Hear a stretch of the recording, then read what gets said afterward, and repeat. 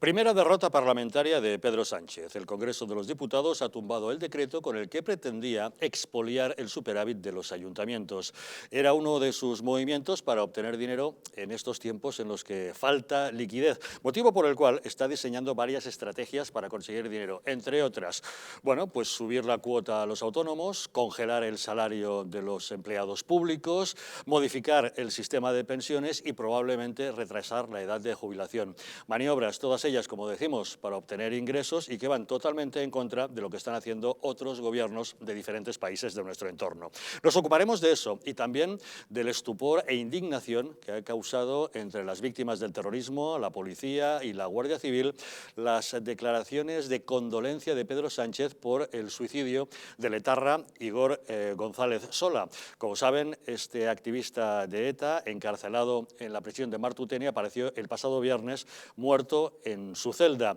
Era miembro del Comando Amaiur de ETA, una parte de la estructura del Comando Donosti, que fue, como ustedes recordarán, el que secuestró y asesinó a Miguel Ángel Blanco. Seguimos sin comprender a qué vino este guiño que hizo a la izquierda más radical, Abertzale. Y un asunto más. Hoy el diario La Razón asegura que la presidenta de la Comunidad de Madrid, Isabel Díaz Ayuso, se estaría planteando la posibilidad de adelantar las elecciones regionales aquí en Madrid y hacerlas coincidir con las catalanas. Sería ante las constantes presiones del Partido Socialista, que trata de convencer a Ciudadanos para que apoyen una moción de censura contra la presidenta madrileña. Ella misma, la propia presidenta, lo ha desmentido en Twitter. Son asuntos de los que nos ocupamos. Pueden ustedes sintonizar Los Intocables aquí en Madrid, en la frecuencia 48 de la TDT, en Aragón a través de la 8 de Zaragoza, en la Comunidad Valenciana a través de la 12 Mediterráneo, de la 8 Mediterráneo, en Sevilla a través de Canal 12, en Tenerife a través del Canal 10 Televisión y en Galicia a través de Hermes Televisión. Desde cualquier otro lugar de España o incluso del mundo, si lo desean, saben que pueden sintonizar con nosotros a través de Internet. Cuentan para ello con dos diferentes direcciones,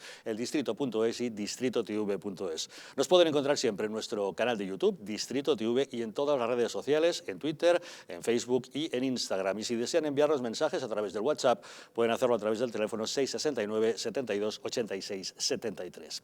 Y para abordar los asuntos que hoy nos ocupan esta noche en la mesa de Los Intocables, nos acompaña Mario Garcés. ¿Qué tal? Muy buenas noches. ¿Qué tal? Muy buenas noches. Espero que hoy nos cuente lo que ha ocurrido en el Congreso de los Diputados. Está hecho, he venido a eso. Ana Velasco, ¿qué tal? Buenas noches. Hola, buenas noches. Gracias por acompañarnos también. Gracias a vosotros. Almudena Negro, ¿qué tal? Buenas noches. Muy buenas noches. Esperamos que nos cuente también qué pasa en la Comunidad de Madrid. Le contaré, le contaré. Y Ana Ruiz, ¿qué tal? Muy buenas noches. Buenas noches, Gracias encantada. por acompañarnos también. De inmediato entramos en materia, pero antes una pregunta. ¿Sabían ustedes que en casa hay 5 veces más contaminación que en el exterior? Respirar es vital, pero respirar bien nos hace vivir más tiempo y mejor. Ahora lo puedes conseguir con Biou, el sistema de tratamiento integral del aire que elimina los virus, las bacterias y aquellas diminutas partículas tan dañinas para la salud. Si padeces alergias, EPOC, apneas, insomnio, te levantas cansado o quieres evitar contaminarte con los virus y las bacterias, llama ahora al teléfono 900-730-122 y pruébalo gratuitamente durante 15 días sin ningún tipo de compromiso. Cuídate y cuida a tu familia de los virus y las bacterias llamando al 900-730-122.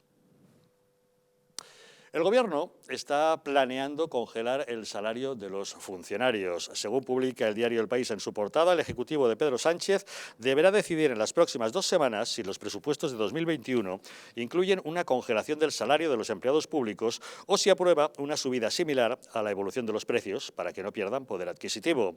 La baja inflación como consecuencia de la crisis de la pandemia, recordemos que el IPC de julio dejó la tasa interanual en un menos 0,6%, permitiría que los casi 3 millones de funcionarios mantuvieran casi intacta su capacidad de compra, aunque no tengan aumento de sueldo.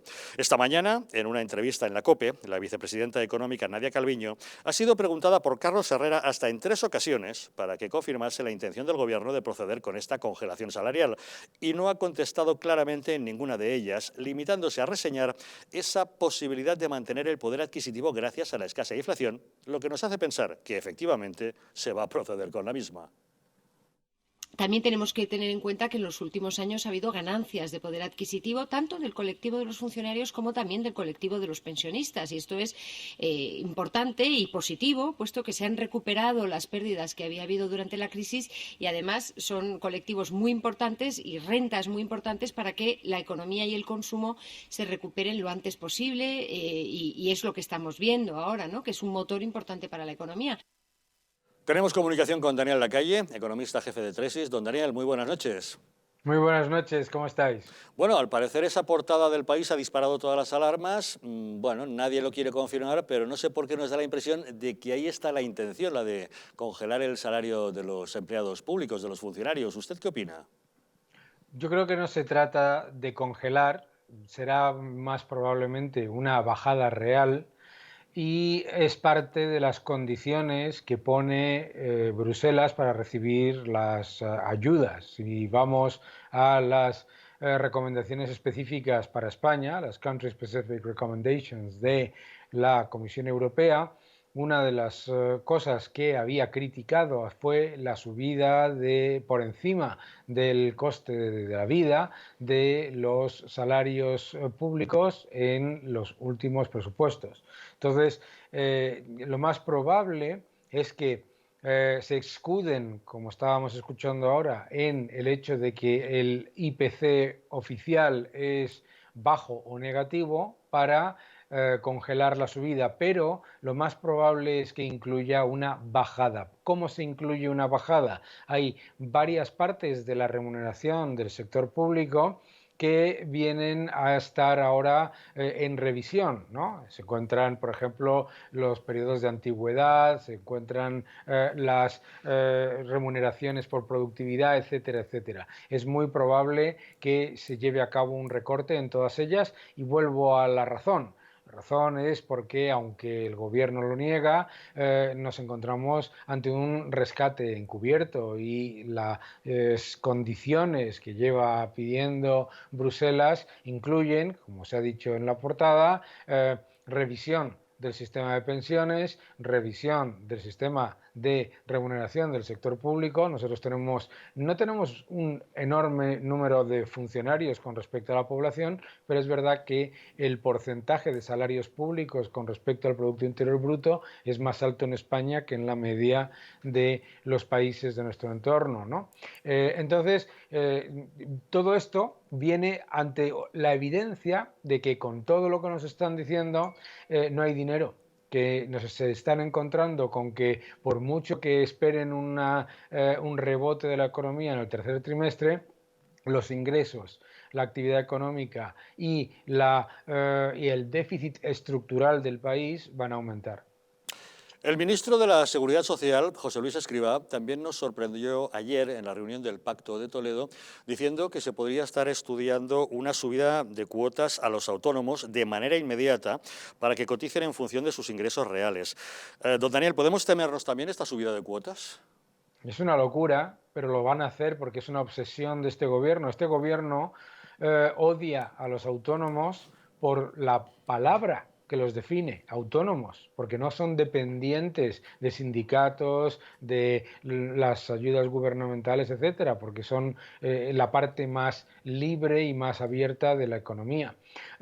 Este subterfugio de que tienen que cotizar en base a lo que ingresan realmente es una estupidez, porque un autónomo ingresa en base a lo que puede, no a lo que ellos consideran que ingresa realmente, porque lo calculan en base al año pasado. El año pasado, muchos autónomos, muchísimos, yo soy autónomo entre otras cosas, muchos autónomos se han encontrado con unos ingresos que este año no están ni de lejos. Y entonces les van a subir la cuota en base a unos ingresos que A, no tienen ya, y B, en cualquier caso, eran muy cíclicos y preocupantes. Los autónomos han sido los peor tratados por parte de este gobierno en esta crisis. Se les ha ignorado en absolutamente todo. Y además de haberles ignorado, ahora les quieren subir los impuestos cuando encima son los que se jubilan más tarde, con menor remuneración por jubilación, los que tienen menos derechos en cuanto a enfermedad, en cuanto a bajas, etcétera. Los autónomos están siendo absolutamente maltratados por este gobierno. Esta mañana en el Congreso de los Diputados el Gobierno ha sufrido su primera y más destacada derrota al no poder sacar adelante el decreto para confiscar los fondos excedentes de los ayuntamientos. Era, no sé si a usted se lo parece, una maniobra un poco fea que hubiera penalizado a los ayuntamientos que mejor han controlado el gasto, ¿no? Es una maniobra completa y absolutamente, primero, no se le ocurre a nadie penalizar a los que lo han hecho bien para beneficiar a los que lo han hecho mal.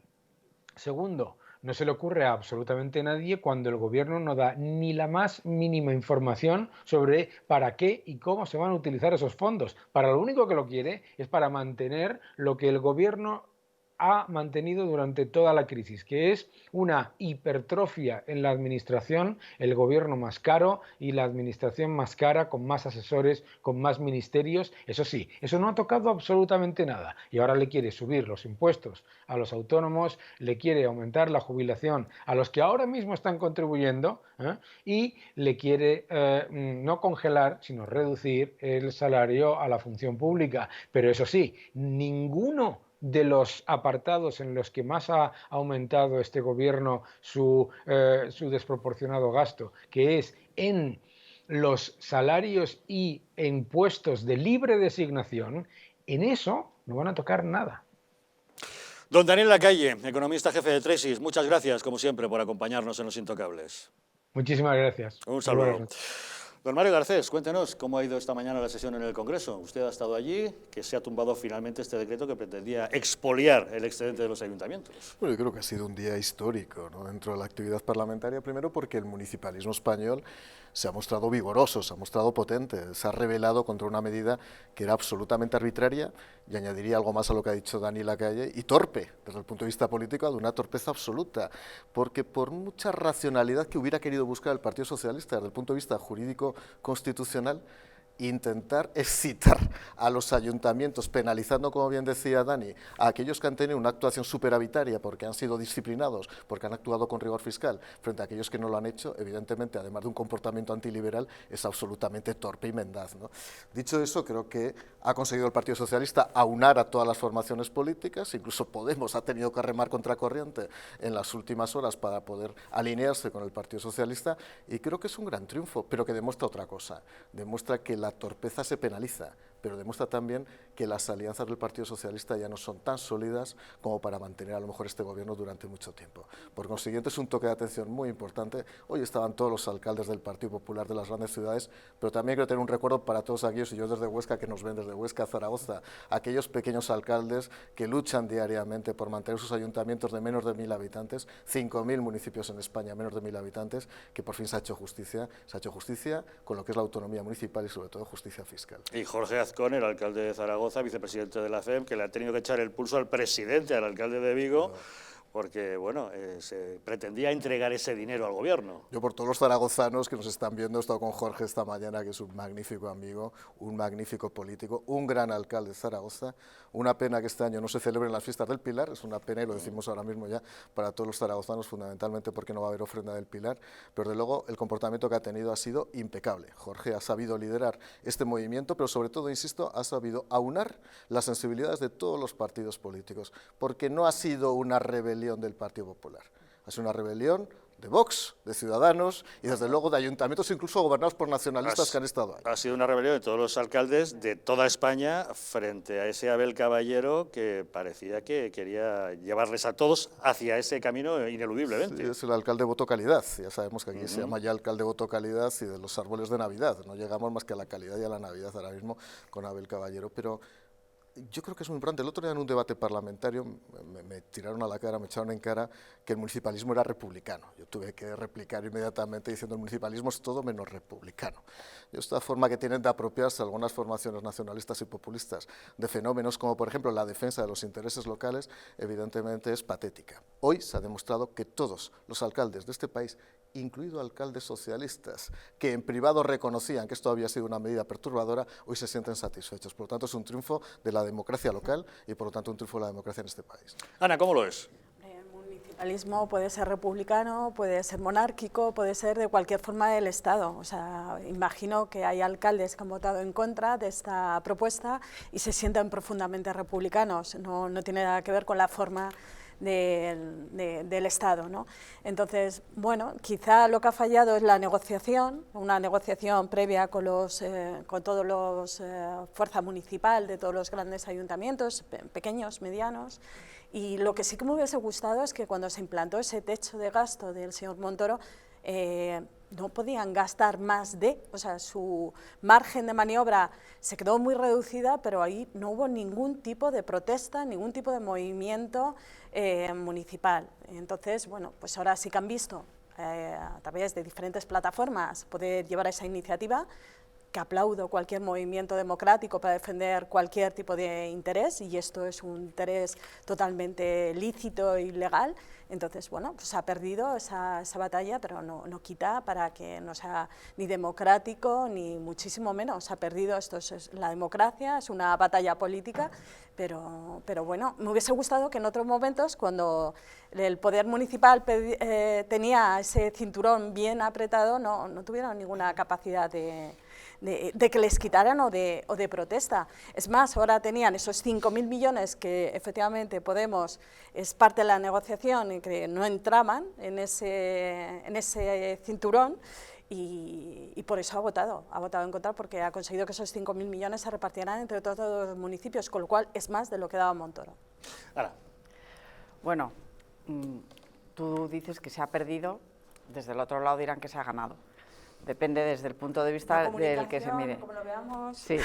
En cuanto al techo de gasto, lo ideal, lo mismo que en la economía doméstica de una casa, lo ideal es no gastar más de lo que tienes y tener siempre un pequeño superávit para emergencias o para imprevistos que puedan surgir o para proyectos más ambiciosos. Claro, los municipios se han revuelto con razón, porque ellos están haciendo sacrificios y esforzándose por no gastar más de lo autorizado y por tener una pequeña hucha para luego poder atender a las necesidades directas de los ciudadanos, porque la relación política municipio-ciudadano es muy cercana. Entonces, que les quieran quitar eso, el fruto de su esfuerzo, para utilizarlo en otras cuestiones, primero es que desincentiva el ahorro. Era un disparate y deberían el gobierno, como tú bien has dicho, si ves que no hay nadie que te apoye, pues no llegues hasta el final a pegarte el batacazo en el Congreso, retírate antes con dignidad, y no lo que les ha pasado, que han mostrado su debilidad cuando han hecho una política errónea. Almudena. Bueno, es verdad, el municipalismo no es ni republicano ni monárquico. Yo que lean a Maura, por ejemplo, un gran defensor del municipalismo en España, por no decir el más grande, los defensores del municipalismo en España. Pero fijaos, estabais hablando del techo de gasto de Montoro, y tienes razón, pero hay que ver cuándo Montoro sitúa ese techo de gasto, y es en la crisis del 2008, que se llevaba la economía por delante, no en una pandemia, no en un momento de pandemia en que los ayuntamientos, Martínez Almeida como alcalde de Madrid, pero el resto de alcaldes también lo estaban pidiendo, gastar no solo las remanentes, sino anular ese techo de gasto este año, porque necesitamos fondos para dedicarlos a la lucha contra la pandemia. Por eso yo me alegro muchísimo que 193 diputados hayan hoy puesto sensatez en el Congreso de los Diputados, porque era un verdadero disparate el confiscar el dinero de los ayuntamientos, que lo han hecho bien. Lo que no me sorprende, por cierto, y debo decir, porque eso es el socialismo, el que penaliza al que lo hace bien y premia al que lo hace mal, ¿verdad? Sí, eso es el socialismo. Mises lo decía muy claro en las raíces psicológicas del antiliberalismo. Eso es el socialismo, premiar al que lo hace mal, castigando al que lo hace bien, porque cualquier tuercebota se cree Marie Curie, lo decía más o menos por el estilo en un régimen socialista. Pero me alegra muchísimo que haya caído, y espero además ahora que se vea adelante lo que ha propuesto el Partido Popular, que es que ese gasto remanente evidentemente quede en los ayuntamientos, que para el año 2021 se elimine el techo de gasto, porque hay ayuntamientos que lo necesitan, porque es la administración más cercana al ciudadano y son los que realmente saben lo que necesitan en sus municipios. Yo estoy segura que mi alcalde, el alcalde de Las Rozas, que es uno de los mejores alcaldes de España y de los mejores municipios del mundo, fijaos qué orgullosa estoy de ser de Las Rozas, sabe mucho mejor que una administración más lejana qué es lo que necesitamos los vecinos de Las Rozas. Por eso es muy importante. Y luego hay otra cosa que me preocupa mucho y que se está pidiendo desde el Partido Popular, y es que se garantice que los ayuntamientos van a participar en la financiación del dinero que va a venir de Europa, porque aquí ya ha habido amenazas por parte del gobierno del señor Sánchez y del señor Iglesias diciendo: o votáis lo que nos gusta o no os vamos a dar un euro euro de lo que viene para luchar contra el COVID desde Europa. Y eso, sinceramente, me parece, una vez más, una posición del gobierno socialcomunista que tenemos en España que es totalmente inaceptable y que a lo único que perjudica es a los ciudadanos. De todas las maneras, como tú bien decías, el municipalismo es el organismo que también está más cercano al ciudadano, y quizá también pesa mucho que es que, claro, en unas elecciones le tienen que votar al alcalde. Entonces, efectivamente, pero cuando llegue ese dinero, y tú hablabas de la crisis, de cuando se tuvo ese techo de gasto por el señor Montoro, estábamos en una situación realmente difícil, como lo estamos ahora, y se pedía un esfuerzo. El caso es que ahora, pues ese esfuerzo parece ser que tampoco... Que en esa crisis, no, Ana, pero cuando pidan dinero... Que había deuda pública desbocada, que el PSOE había dejado, como siempre, esto o hecho las unos comunidades, zorros, o ¿verdad? Las comunidades autónomas que habían dejado... Y ahora tenemos una pandemia que requiere inversiones urgentes. O sea, en la Comunidad de Madrid, hacer el Hospital Isabel Zendal supone una inversión que no está contemplada. Los 370 millones que se dedican ahora mismo a la educación es una inversión que no estaba contemplada, pero esto lo trasladas ahora a los ayuntamientos y les está sucediendo lo mismo, y más los ayuntamientos que, como sabes, se hacen cargo de mucha gestión de cosas que no les son propias, obvio. como y los al propios gobierno le pasa sociales. exactamente lo mismo, por lo mismo. Yo por intentar poner un poco de orden melancólico, porque el techo de gasto lo redacté yo en el año 2000, cuando yo hice la Ley de Estabilidad Presupuestaria, que fue un encargo del presidente Aznar, cuando yo estaba en el gabinete del presidente Aznar. El techo de gasto tenía como objetivo fijar una restricción para evitar que se disparara el gasto, y que sobre la base de una cantidad determinada los distintos ministros y también los ayuntamientos dispusieran cómo eran sus políticas públicas. Pero quien fijó la restricción presupuestaria sobre la utilización de los remanentes de tesorería del superávit presupuestario de los ayuntamientos fue la reforma constitucional del artículo 135, que quiero recordar que la propuso el Partido Socialista Obrero Español, en un momento de crisis, y que por supuesto fue respaldada evidentemente por el Partido Popular. Por consiguiente, era una apelación a la ortodoxia, era una apelación a que de alguna manera se restringiera el gasto completamente inadecuado. Y sobre todo, y un tercer punto, y con esto concluyo, lo que no puede ser es que en el decreto ley se indique también a los ayuntamientos en qué tenían que gastar ese remanente. Dani ha dicho otra cosa, pero es que sí que lo decía el decreto ley. El decreto ley decía que se tenía que gastar en un conjunto de inversiones sostenibles, pero identificaba las inversiones. ¿En qué queda la autonomía local? Precisamente cada ayuntamiento, en función de sus especialidades, imagínate, hablaba antes, 5.000 ayuntamientos con menos de 1.000 habitantes. ¿Son necesarios carriles bicis en ayuntamientos de menos de 1.000 habitantes? No, pero seguramente una ciudad de la justicia o cualquier otra barbaridad que se decida que hay que invertir y ahogas la economía de todo un ayuntamiento y las inversiones de todos sus ciudadanos que van a tener que pagar esos grandes proyectos faraónicos en muchos casos, pues también son inversiones en que quizá hay que poner también la lupa.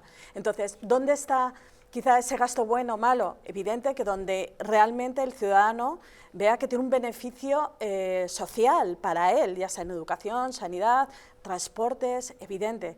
En otro tipo de cosas, que a lo mejor tiene un interés más político que de gestión a sus ciudadanos, pues entiendo ese tipo de lupa, porque también hemos pagado facturas enormes, no solo del gobierno, de comunidades autónomas que efectivamente han tenido que ser rescatadas. No será la de Madrid. Bueno, otras cercanas.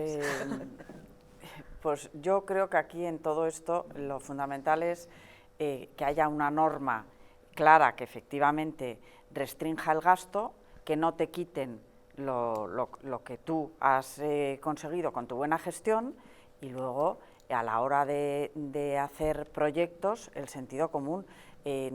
Pues, cuando hablabas de proyectos faraónicos y absurdos, pues me ha venido a la cabeza el aeropuerto de Ciudad Real, o el de Alicante, que ha estado cerrado un montón de años, o tantas y tantas cosas que se han hecho, que sinceramente yo no entiendo cómo no había ningún contrapeso que dijera a los promotores de esos proyectos: esto no se puede hacer, es un disparate. ¿Qué estudio de mercado tienes?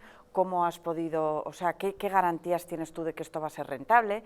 Es decir, ha habido mucha laxitud en el control y luego un optimismo exacerbado. Yo recuerdo en un pueblecito de Almería, Cuevas de Almanzora, a su alcalde diciendo que iba a hacer una especie de Venecia en la costa almeriense de Cuevas de Almanzora, de su término municipal, con 12.000 casas que iban a estar sobre una base construida sobre el mar.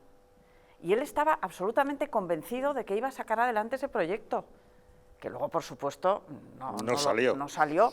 Pero hubo un momento en el que, antes de esa crisis terrible del año 2008, que estaba todo desbocado, absolutamente desbocado, y que efectivamente hay que aprender de todos esos errores que tan caros nos han costado a los ciudadanos, porque al final, luego, ¿quién paga todos esos desbarajustes? Pues con los impuestos hay que intentar, o Europa o quien sea, pero todo eso hay que pagarlo. Bueno, pues de esos errores hay que aprender para ser capaces de poner contrapesos en todo, también en las inversiones públicas, y que la gestión del dinero público tiene que ser absolutamente transparente y meticulosa. Bueno, pues finalmente Pedro Sánchez no podrá expoliar el superávit de los ayuntamientos, lo había intentado, pero eso lo han tumbado en el Congreso de los Diputados. La gran pregunta es, ¿qué pueden hacer los ayuntamientos que han conseguido un superávit? Han tenido una buena gestión, han gastado menos, tienen ahorros, pero siempre se había dicho que ese dinero no lo podían utilizar. Esta mañana Antonio González Terol, el vicesecretario de Política Territorial del PP, explicaba que no, que ese dinero sí se puede utilizar en inversiones que no generen un compromiso económico posterior, es decir, cambiar las farolas por luces LED, arreglar las aceras, o sea, los alcaldes sí pueden utilizar ese dinero para algo. Claro, y es la propuesta que ha hecho siempre el Partido Popular. Es verdad que en los últimos años, y es verdad que como consecuencia de la crisis, Diana, y eso tienes toda la razón. Como también digo que el Partido Socialista ha tenido 2 años para cambiar la regla y no la ha cambiado. O sea, que es que aquí tenemos quizá una responsabilidad compartida de los últimos años. Lo digo por socializar el tema. La ley de techo de gasto pero por también. ser cabal. Sí, pero para eso habría que reformar la Constitución. Claro, y ahí no se puede reformar hoy por pero hoy. se puede plantear parlamentariamente. A pesar de que lo ha planteado el representante del partido cántabro regionalista, el regionalista Cantabria. Pero bueno, dicho eso, nosotros lo que hemos planteado es que los ayuntamientos que han tenido una gestión eficaz y que por lo tanto han conseguido allegar recursos a través de ese remanente, lo puedan aplicar a inversiones productivas que sean sostenibles y que permitan obtener ganancias municipales en términos de bienestar individual y colectivo. Claro que se puede, se trata simplemente de modificar la ley de estabilidad presupuestaria en esa dirección. Lo propusimos al principio de la crisis, no se nos hizo caso.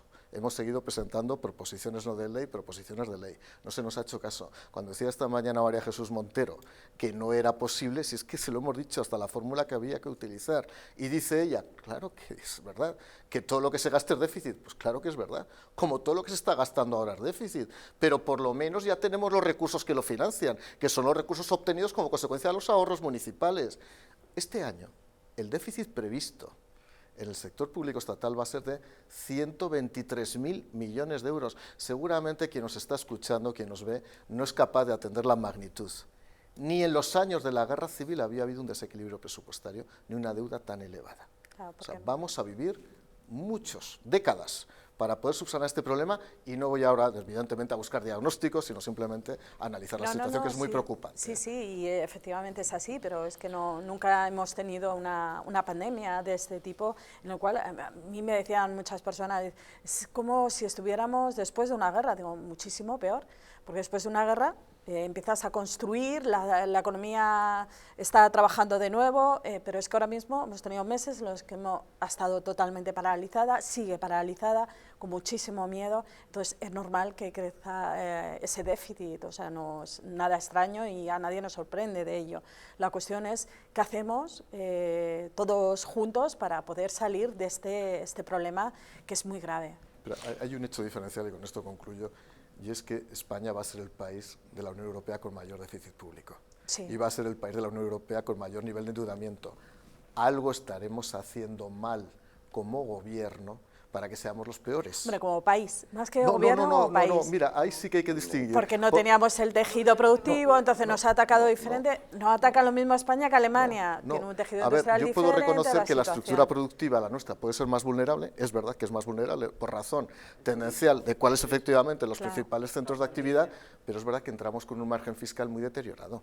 Sí, es verdad, se y incrementa, eso ya el claro, gobierno lo ha empezado a lógico. reconocer. Luego pues se va incrementando, vienen unas mal dadas y todavía viene muchísimo peor. Claro, si y no no entras hemos mal en la hecho- curva, Ana, si entras mal en la curva, sales mal. O sea, el modelo económico no ha cambiado durante estos años, pues evidente. Pues, Bueno, ¿qué esta crees? primera derrota parlamentaria del gobierno de Pedro Sánchez ha sido la gran noticia política del día, aunque por un momento no la única, porque el diario La Razón amanecía esta mañana con una portada diciendo que la presidenta de la Comunidad de Madrid, Isabel Díaz Ayuso, se estaba planteando la posibilidad de adelantar las elecciones madrileñas y hacerlas coincidir con las catalanas ante las presiones del PSOE a Ciudadanos para que apoye una moción de censura contra ella.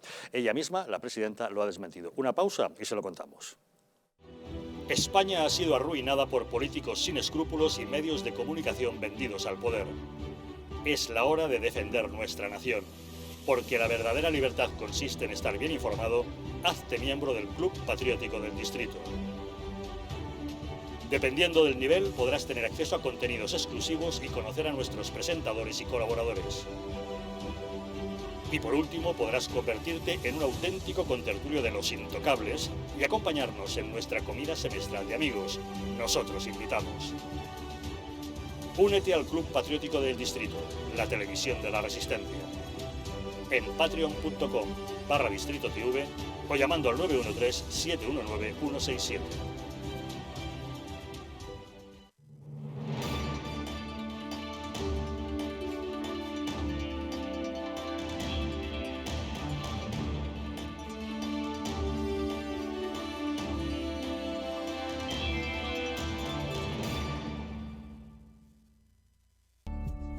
El cuidado de la flora intestinal es esencial para el bienestar digestivo, el metabolismo y el sistema inmunitario.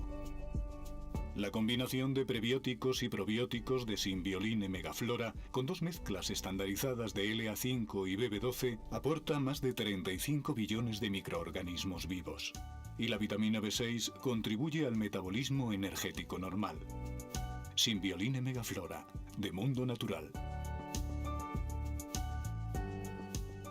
¿Está hundido tu colchón? ¿Estás cansado de tu viejo sofá? Ven a Muebles Adama, te fabricamos tu sofá o tu colchón a medida. Y no se te olvide preguntar por el dormitorio juvenil de tus hijos. Recuerda que tenemos descuentos especiales en muebles de salón. Estamos en la calle General Ricardo 190, Metro Oporto. Teléfono 91 525 2941 y en www.mueblesadama.com. El estrés, la ansiedad y un ritmo acelerado de vida influyen de forma directa en la calidad de nuestro sueño. Calm Plus, de Mundo Natural, es una combinación de aminoácidos esenciales como el L-triptófano, precursor de la serotonina, y la vitamina B6, que contribuye al funcionamiento normal del sistema nervioso y a disminuir el cansancio y la fatiga. Vive con tranquilidad. Calm Plus, de Mundo Natural.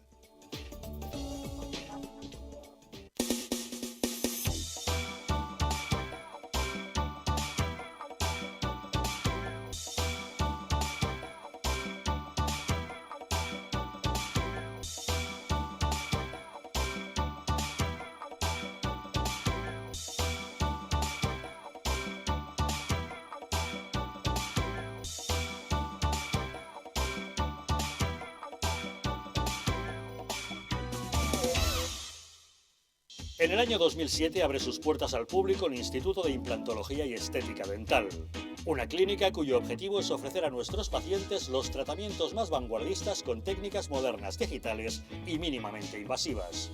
Reunimos todas las especialidades odontológicas en un solo centro y con las más estrictas condiciones de seguridad sanitaria. Ofrecemos soluciones a cualquier paciente, desde los casos más sencillos hasta el arreglo de los tratamientos fracasados procedentes de otros centros. Si tienen un problema grave que no han podido solucionar en otra clínica, consúltenos su caso. Su salud y su sonrisa son nuestro compromiso. Visite nuestra página web institutocei.com, donde podrá encontrar ejemplos de casos como el suyo. Presupuestos gratuitos en el centro de Madrid. Instituto CEI. Nunca pierda la sonrisa. ¿Podrías explicarnos en pocas palabras qué es Bio? Pues Bio es una máquina que lo que hace es limpiar nuestra atmósfera, es decir, nuestra habitación, nuestra casa lo va a limpiar perfectamente. Es un sistema donde a través de sus 5 filtros, entre ellos el EPA, el ultravioleta para matar virus y bacterias, vamos a conseguir eso, obtener todo el ambiente limpio para que nuestra sangre esté totalmente pura, esté oxigenada. La mejor manera de conocer un producto es probándolo. Por eso tenéis 15 días de prueba gratuita llamando ahora al teléfono que estáis viendo en pantalla. porque seguro que os va a encantar BO. ¿Quieres dormir tranquilo sin pensar en si cobrarás tu alquiler? Con nuestro servicio de gestión integral podrás olvidarte de tus preocupaciones porque Arrenda se encarga de todo, pagándote el día 3 de cada mes sin excusas. Si tienes una vivienda alquilada o estás pensando en hacerlo, contáctanos. Arrenda, el alquiler seguro y garantizado. En Alurin Clinic la medicina se convierte en cuidado y belleza gracias a nuestros expertos médicos estéticos y cirujanos plásticos. Escuchamos al paciente, diagnosticamos y ofrecemos las mejores soluciones médicas adecuadas para cada caso. Rejuvenecimiento facial, ojeras, labios y un largo etcétera se tratan con una amplia gama de técnicas novedosas y productos de primera calidad. Nuestra reciente unidad de cirugía estética también es capaz de cubrir tus necesidades quirúrgicas desde el primer momento o aportar ese plus cuando la medicina estética no llega. Consúltanos acerca de la pérdida de peso bajo control médico, porque realmente nuestros pacientes son especiales para nosotros. En Alurin Clinic encontrarás cómo llegar a tu mejor yo.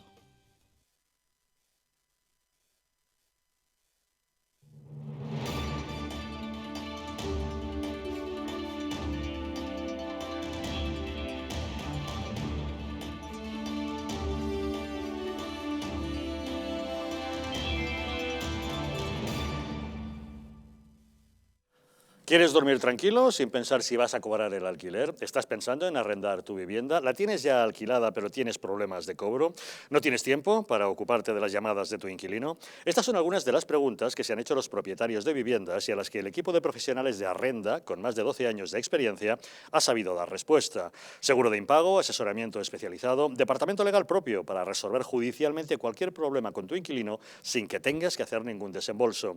Arrenda es un referente del sector inmobiliario que destaca por asegurar y garantizar a los propietarios el cobro de su renta el día 3 de cada mes. Si tú también quieres olvidarte de las preocupaciones y cobrar el 3 de cada mes, infórmate sin compromiso llamando al teléfono gratuito 900-120-121 o entrando en su página web arrenda.es. Según publica hoy en su portada el diario La Razón, la presidenta de la Comunidad de Madrid, Isabel Díaz Ayuso, estaría estudiando la posibilidad de adelantar las elecciones y hacerlas coincidir con las catalanas. Según ese periódico, esa reflexión vendría motivada ante las presiones del PSOE a Ciudadanos para presentar contra ella una moción de censura. Isabel Díaz Ayuso se ha convertido en el principal azote contra el gobierno de Pedro Sánchez, que trata cada vez que tiene ocasión de obstaculizar su gestión y deteriorar su imagen, acusando a su comunidad de ser el principal foco de la pandemia. Los socialistas presionan a Ciudadanos, su socio de gobierno, para que la traicione y apoye una moción de censura que la despoje de su presidencia. En el entorno de Díaz Ayuso estarían, por tanto, valorando la posibilidad de un adelanto electoral con el que no estaría de acuerdo el presidente nacional del PP, Pablo Casado, por el riesgo que conlleva una cita con las urnas. Y tampoco habría unanimidad entre los socialistas. El líder del PSOE en la Asamblea de Madrid, Ángel Gabilondo, apuesta por la prudencia, pero el delegado del gobierno, José Manuel Franco, que es el secretario general de los socialistas madrileños, lleva todo el verano agitando el debate contra la presidenta y estaría incluso dispuesto a ceder el puesto de candidato de la moción al vicepresidente de la Comunidad, Ignacio Aguado, que es de Ciudadanos. Él, al ser preguntado, echa balones fuera. ¿Ustedes creen realmente, y esta pregunta se la hago también en primera persona al secretario general del Partido Socialista, al señor Franco, que la principal preocupación de los madrileños hoy, ahí en la calle, es la moción de censura del Partido Socialista en la Comunidad de Madrid? Yo le garantizo que no es la principal preocupación de los madrileños. La propia presidenta de la Comunidad de Madrid, Isabel Díaz Ayuso, ha negado en Twitter que esté valorando un adelanto electoral. De lo que se está ocupando, lo que es su única prioridad, ha dicho, es la vuelta al cole, reforzar la sanidad y los proyectos para la recuperación económica de Madrid. Almudena, cuéntanos, ¿qué hay de verdad en estas informaciones? ¿A quién nos creemos? Pues la verdad es que estamos muy sorprendidos porque no sabemos de dónde ha salido este rum de adelanto electoral, porque lo cierto es que la presidenta del Gobierno regional ahora mismo a lo que están dedicados es a preparar el debate del Estado de la región que va a tener lugar el lunes y el martes siguiente a la vuelta al cole, que estamos llevando una vez más la iniciativa de todo lo que es la vuelta al cole con un gobierno que va por detrás copiándonos las medidas, y a la sanidad, y no hay nada de esto encima de la mesa, aparte, coincidir con las catalanas, y no se sabe cuándo van a ser las catalanas. Pero lo que parece evidente es que José Manuel Franco en el PSOE madrileño está pinchando a Ciudadanos para que traicione a Ayuso y apoye una moción. Sí, el PSOE franquista está empeñado en una moción de censura para desalojar al gobierno del Partido Popular. ¿Por qué? Porque hace 25 años que no tocan bola en la Comunidad de Madrid. Y eso lo que pone de manifiesto es el éxito de la gestión de Madrid, que en estos momentos es la locomotora y el motor económico de España, y el fracaso de otros modelos, que son los socialistas, que en lugar de ir para arriba han ido yendo para abajo, no lo soportan y como sea quieren acabar con el proyecto liberal que lleva 25 años gobernando la Comunidad de Madrid. Por supuesto, están enredando hasta el punto de haber hecho ese ofrecimiento a Ciudadanos, eso es todo cierto, Ignacio Aguado lo ha rechazado. En estos momentos están intentando meter cizaña en un gobierno de coalición que funciona perfectamente bien y perfectamente engrasado, y que está a lo que tiene que estar, que es a dar respuestas a los ciudadanos en una pandemia, y no a enredar con mociones de censura, que oye, que si el señor Franco quiere presentarse, pues que se presente y presente la moción de censura, eso es así, pero que deje de enredar, por favor. Una moción de censura, Almudena, pues es un instrumento totalmente legal y democrático. Efectivamente. Y muy efectivo, según hemos visto. Claro, y muy efectivo, efectivamente.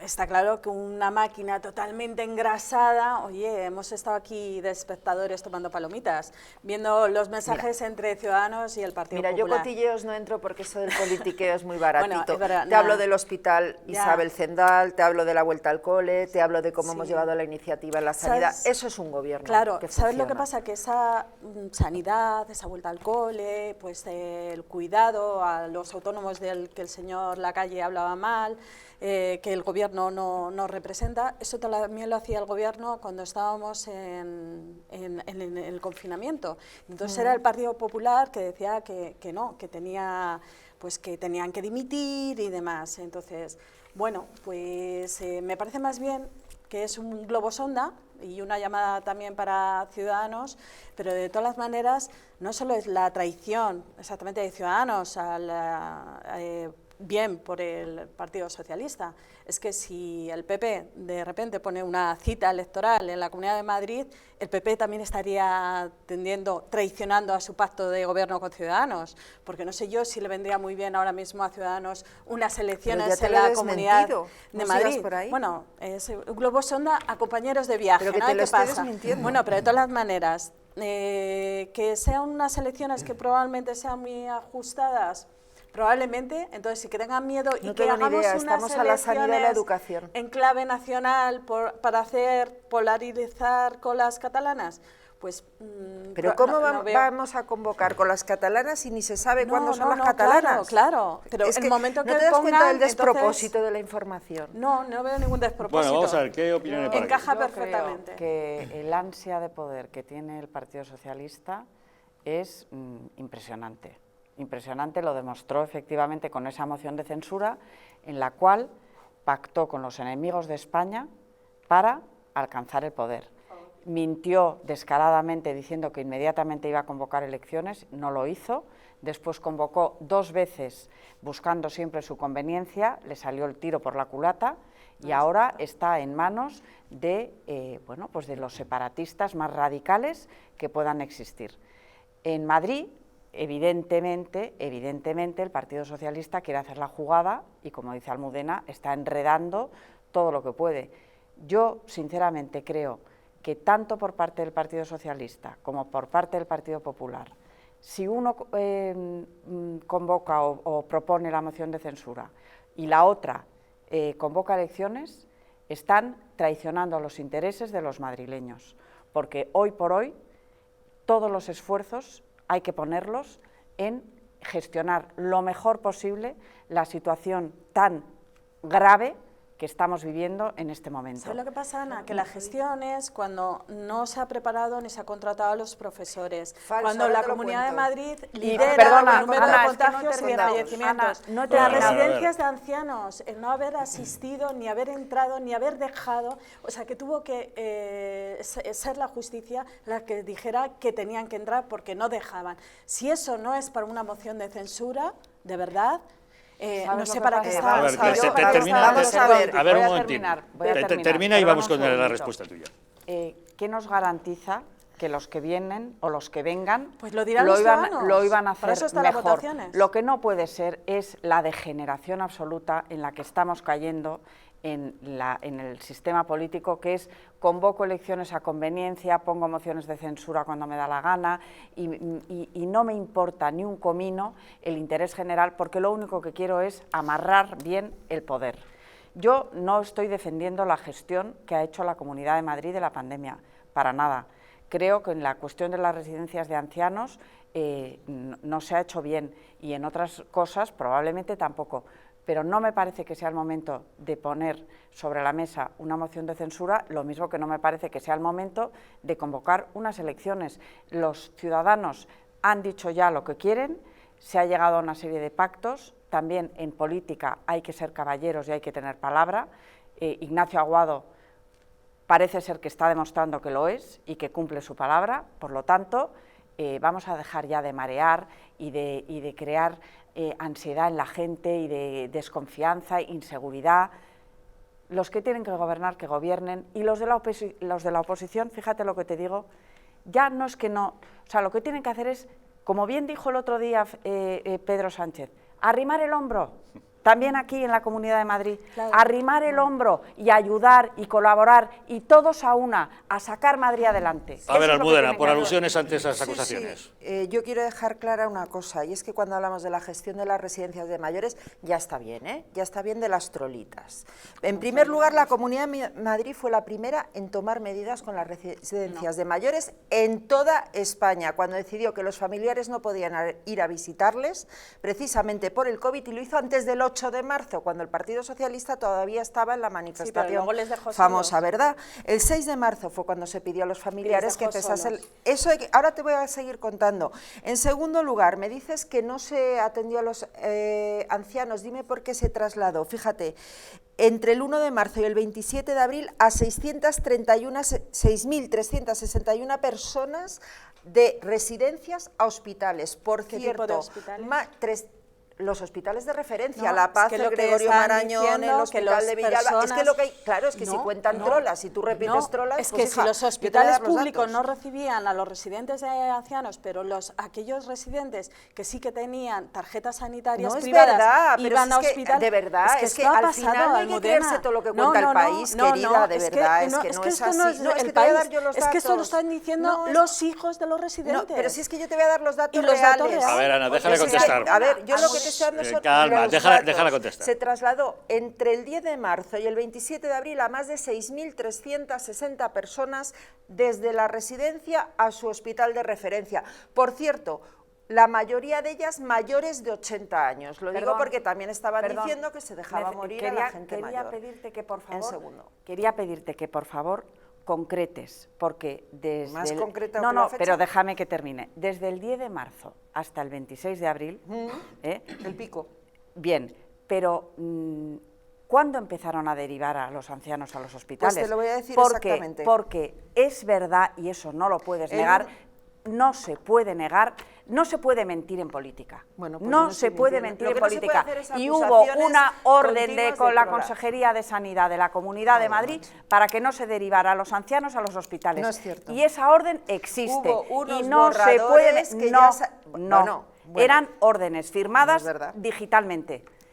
Y no se debe de mentir en política, no se debe de mentir. Fueron borradores. Yo no voy a entrar en el sí, no, yo creo que esa orden existió y he escuchado y he leído a los responsables de las asociaciones de residencias de ancianos hacer unas decleraciones espeluznantes. ¿Has oído al presidente de Geriatras? Vamos a dejar a Almudena contestar. La situación en la que se vivía, en las residencias de ancianos.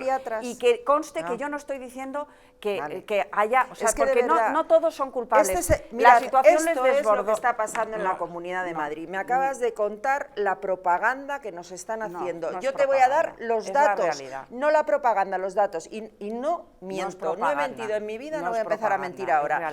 Más de 6.300 221 personas trasladadas entre el 10 de marzo y el 27 de abril a sus hospitales de referencia. El 80% de ellas tenían más de 80 años.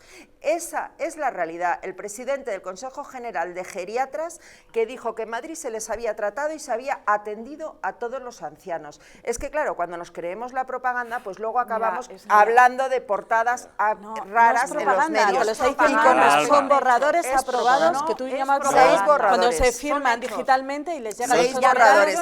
Pero te voy a decir una cosa más. Estoy diciendo que si la situación consideráis que esto es un motivo para que caiga un gobierno, ¿qué me decís de un gobierno que dijo que solo habría 1 o 2 infectados, que las mascarillas no eran útiles, que se inventó un comité de expertos que luego resultó que no existió y que llegó a denegar el pase a fase 1? Venga, vamos a ver, no se interrumpan. No estamos oyendo a nadie si hablamos todos a la vez. Os voy a pedir que no os interrumpáis y si hacéis alguna alegación, dejad contestar y luego veré si Mario sigue con nosotros, porque no le estáis dejando hablar. A ver, por favor, pero con orden. Primero, estamos mezclando todo. Segundo, yo lo que he dicho de las residencias de ancianos no lo estoy diciendo para justificar que pueda haber una moción de censura, porque precisamente acabo de decir que estoy en contra tanto de una cosa como de la otra. Solamente que objetivamente estoy diciendo que la situación fue absolutamente inesperada, que desbordó tanto a Madrid como al resto de las comunidades autónomas, en las que pasó lo mismo o muy parecido, que tampoco hay que poner el foco solamente en Madrid porque ha pasado en toda España, y que ha sido lo que ha ocurrido con los ancianos ha sido una auténtica y verdadera tragedia. Bueno, pues eso está dicho. Si hay respuesta a Almudena, entonces vamos con Mario. Por favor, Almudena. No, nada, yo insisto que se derivaron los ancianos a los hospitales y que es una de las historias que nos están montando para tener la excusa de justificar una moción de censura en un momento en que lo que necesita la Comunidad de Madrid es que el Partido Socialista y la izquierda se pusieran por una vez detrás nuestro y nos ayudaran en la lucha contra la pandemia, en lugar de estar todo el día enredando y todo el día poniendo chinitas en las piedras, en las ruedas del gobierno. Don Mario. Después de escuchar todo, yo creo que Almudena lo ha explicado correctamente. Ella hace la política regional, yo hago la política nacional, pero sí que se está produciendo un fenómeno que a mí no me gusta nada en política nacional, en general en todos los partidos políticos. Ya veis que en esto yo habitualmente soy bastante objetivo, y es intentar utilizar la pandemia como un campo de batalla para avanzar posiciones políticas. Y ahí sí que ahora voy a criticar al Partido Socialista. El Partido Socialista siempre ha tenido como objetivo Madrid, la Comunidad de Madrid. Y cuando ha acarreado responsabilidades morales, políticas, del tipo que sea, que se pueden discutir o no, ha intentado automáticamente diluir la responsabilidad en la Comunidad de Madrid. Es decir, la vía de escape sistemática que ha tenido durante 4 meses Pedro Sánchez para intentar, de alguna manera, regatear las posibles no sé, no ofensas, sino las posibles críticas políticas que recibía, ha sido intentar poner en el espejo la actuación de la Comunidad de Madrid. Yo creo que en política hay que ser responsable. Isabel Díaz Ayuso tiene que ser responsable de sus actos. Ya veremos en los que ha incurrido. Si eso, al final todo se verá. Si es que esto, al final aquí nos defendemos unos a otros, pero al final todo se verá. Como Pedro Sánchez tiene que ser responsable absolutamente de sus actos. Y sí que digo una cosa, estamos viviendo una semana, o están viéndonos la gente ahora por la noche, pero hoy muchos niños han ido al colegio en Madrid. Y la principal preocupación, y voy a estar de acuerdo con Aguado, que no suelo estar de acuerdo muchas veces con Aguado, pero la principal preocupación de los padres y de las madres en Madrid ahora mismo es que sus niños vayan al colegio, no que haya una moción de censura. En situaciones de inestabilidad sanitaria, social, económica, busquemos estabilidad institucional, porque lo demás, insisto, son operaciones de desestabilización política y por lo tanto desequilibrio social.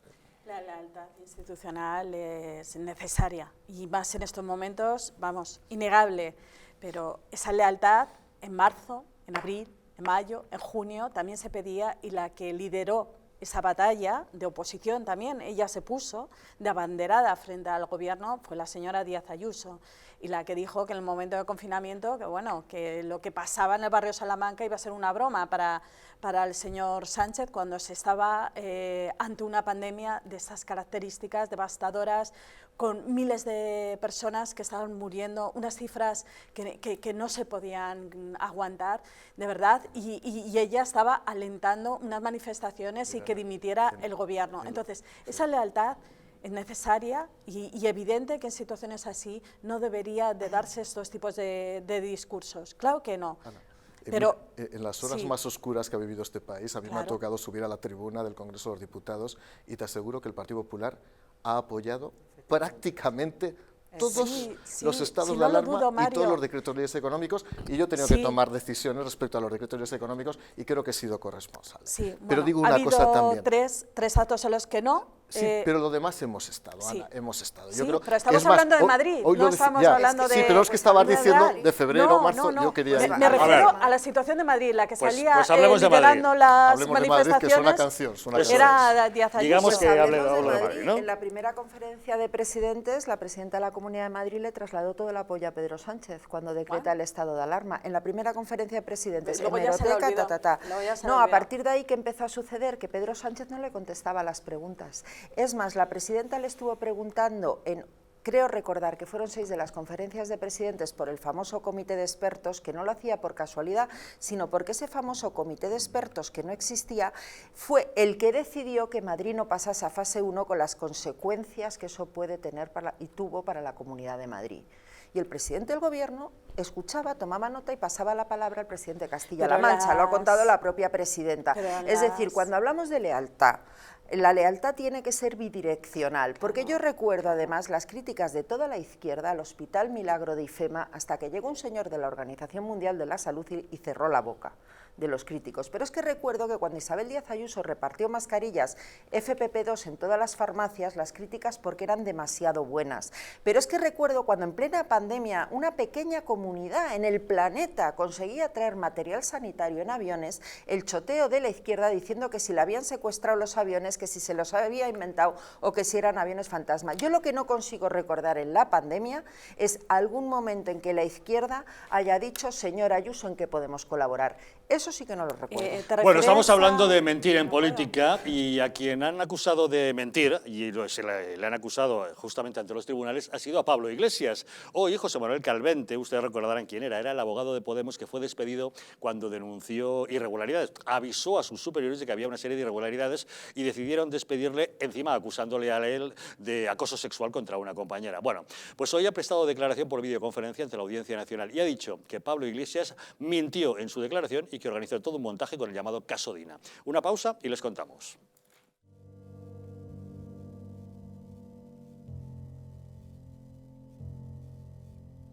España no va a tener, como mucho, más allá de algún caso diagnosticado. ¿Qué le diría usted a una mujer que está dudando en ir o no a la manifestación del 8 de marzo? ¿Qué le diría? Que le va la vida, que le va su vida. Y el motivo es el miedo. No hay una razón médico-sanitaria. Y que no hay ninguna razón de salud pública que aconseje tomar ninguna medida o que impida la celebración de eventos de este tipo. Denunciábamos que los medios estábamos siendo demasiado alarmistas con el coronavirus. ¡Vamos a morir todos! ¡Estefanía! ¡Estefanía! ¡Gritad Estefanía! No hay nada de qué preocuparse, estamos muy tranquilos, ¿vale? El gobierno estaba perfectamente al corriente de los datos que tiene ahora desde el pasado día 4, pero no quiso tomar medidas justamente para no deslucir esa manifestación.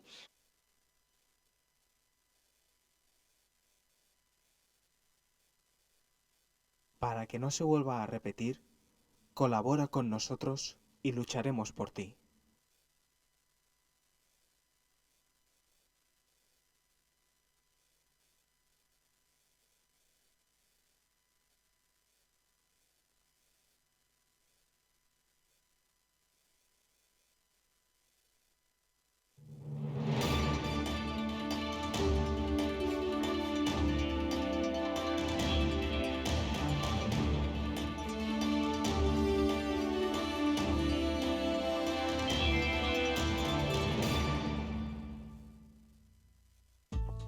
La presencia del colágeno en la composición de huesos, piel, ligamentos, cartílagos y tendones es imprescindible para frenar su deterioro.